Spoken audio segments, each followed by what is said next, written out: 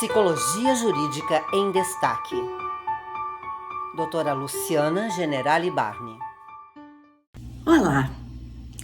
Hoje eu estarei falando a respeito de um tema extremamente delicado que ocorre nas situações de alienação parental mais graves.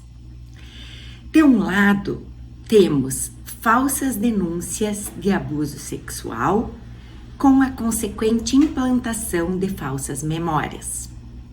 E de outro lado, a possibilidade de um real abuso.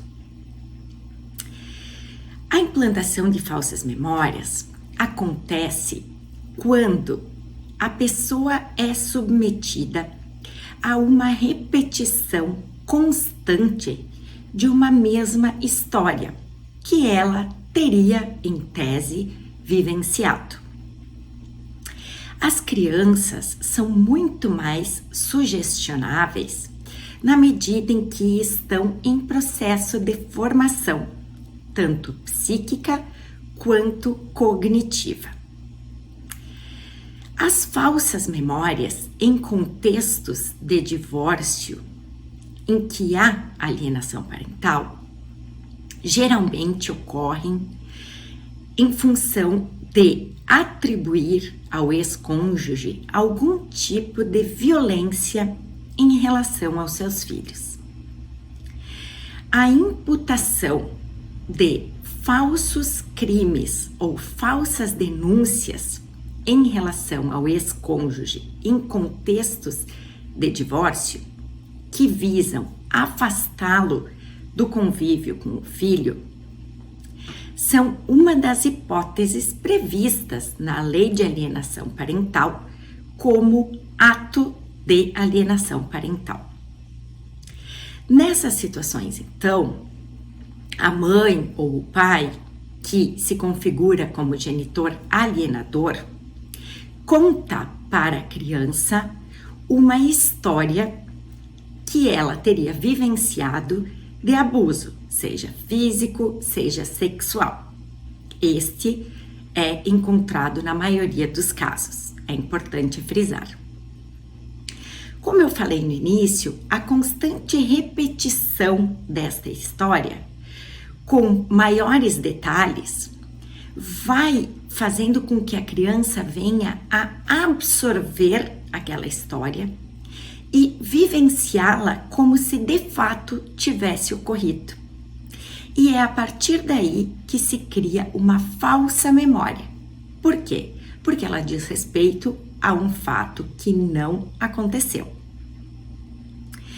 O mais grave, porém, é que tanto a memória real quanto a memória falsa possuem a mesma estrutura cognitiva. E, além disso, a vivência da criança é igual nas duas situações. Ou seja, ela ter sido de fato abusada sexualmente ou ela ter sofrido o processo de implantação de falsas memórias em relação ao abuso, produzirá as mesmas consequências psíquicas. Ou seja, o abuso psicológico e o abuso sexual se equivalem em termos de prejuízos emocionais.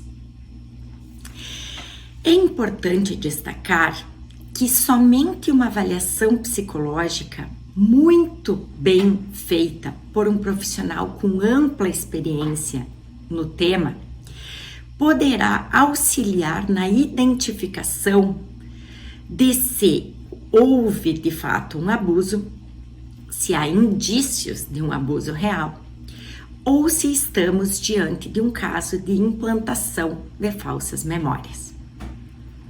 Alguns itens são apontados pela literatura como diferenciais entre uma situação e outra.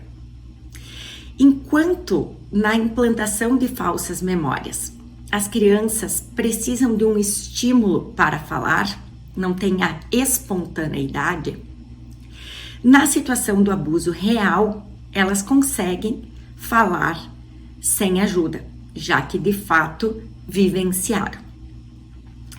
E além disso, é importante destacar que enquanto uma criança que sofreu abuso não quer falar sobre o assunto, a criança que sofreu implantação de falsas memórias, ela repete o que ouviu.